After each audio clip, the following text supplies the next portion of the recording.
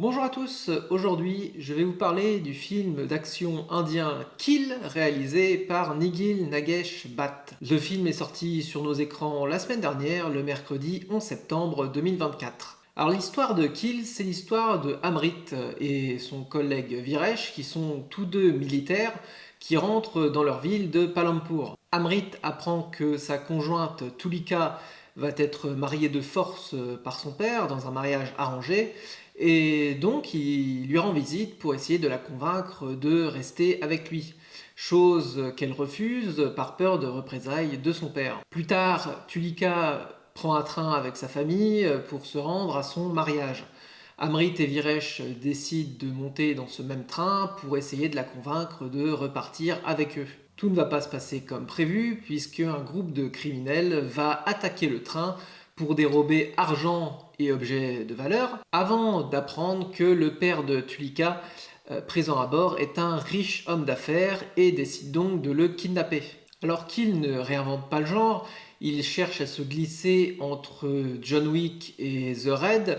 Il est d'ailleurs plus proche de ce dernier, proche du cinéma indonésien. Celui-ci en reste cependant assez loin dans l'intensité et dans la chorégraphie des combats. Il reste tout de même un divertissement qui offre au spectateur ce qu'il est venu voir et ne le fait pas dans la demi-mesure. Il démarre comme un diesel avec une romance assez bollywoodienne finalement dans l'esprit.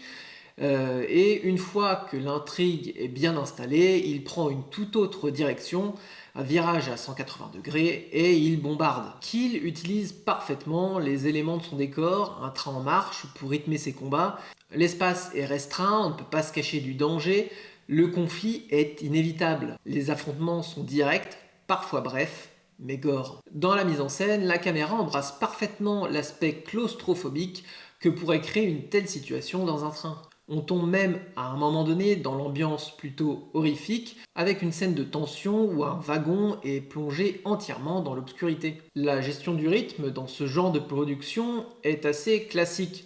On alterne entre des phases d'action, puis un retour au calme, avant une nouvelle séquence plus violente que la précédente jusqu'à l'affrontement final. Le rythme est cependant assez inégal. Les phases calmes sont peut-être trop calmes et devraient plutôt maintenir une certaine forme de tension du danger permanent. Si vous appréciez le genre, vous pouvez vous intéresser à Kill, à condition de ne pas trop en demander au héros du film, qui se présente comme un Terminator inatteignable et invincible qui vient faire le ménage. Merci d'avoir suivi cette vidéo, abonnez-vous, likez, partagez et je vous dis à la prochaine.